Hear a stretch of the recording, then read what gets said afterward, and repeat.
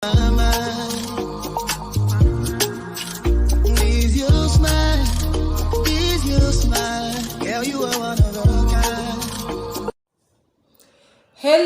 good morning everyone and welcome back to my channel. J'espère que vous allez bien. C'est toujours un plaisir pour moi de vous retrouver dans une toute nouvelle vidéo. J'espère que vous êtes au top des tops comme d'habitude. Pour les personnes qui regardent ma chaîne pour la première fois, je suis Jackie la Belle Beauty, votre conseillère en matière d'entretien de la peau. Je vous encourage vivement à parcourir mes vidéos précédentes afin que nous soyons sur la même longueur d'onde.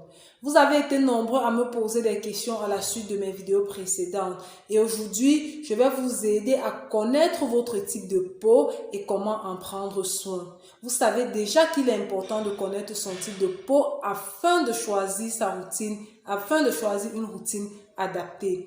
Alors, si vous avez une peau fine, une peau très sensible et qui a tendance à s'attacher et que lorsque vous finissez de prendre votre bain, environ 30 minutes plus tard, vous passez la main sur le visage, que ce soit au niveau du front, au niveau du nez ou alors au niveau du menton. Et lorsque vous regardez votre doigt, vous constatez qu'il n'y a pas d'aspect luisant, alors vous avez une peau sèche.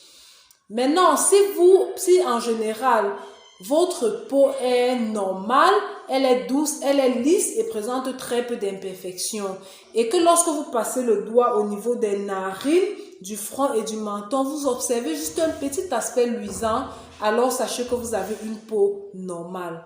Par contre, si vous constatez que votre visage a toujours un aspect luisant, vous avez beaucoup de comédons et de sébum, lorsque vous passez la main sur le visage, quelques minutes après le bain, disons 15 à 30 minutes après le bain, à chaque fois que vous passez la main sur le visage et que vous regardez votre doigt, vous observez beaucoup d'huile. Alors sachez que vous avez un visage gras.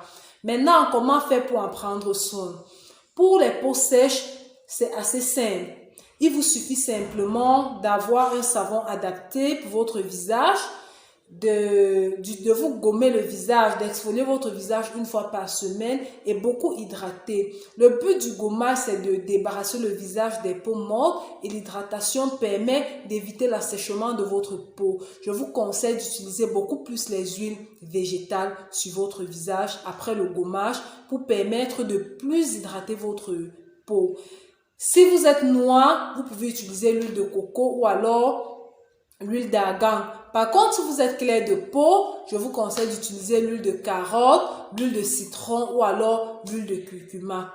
Pour les personnes qui ont des visages normaux, la routine va consister à insérer l'eau micellaire chaque soir. Vous utilisez l'eau micellaire tous les soirs. Vous devez avoir votre savon adapté, vous gommez le visage également une fois par semaine et vous maximisez aussi sur l'hydratation. Mais là, vous n'avez pas obligation d'utiliser une huile végétale. Vous pouvez utiliser votre crème hydratante simple et lors de l'achat de vos produits, il serait préférable de toujours acheter les produits sur lesquels on a écrit peau normale. Maintenant, si vous avez la peau grasse, c'est là que ça nécessite un gros boulot parce que le visage gras est désagréable et de temps en temps, il présente de l'huile qui n'est pas beau à voir. Donc, il est important d'avoir une routine adaptée qui va permettre de réduire au maximum la production du sébum. La première chose, c'est que vous devez avoir un démaquillant. Vous démaquillez le visage 2 fois par jour, c'est-à-dire matin et soir.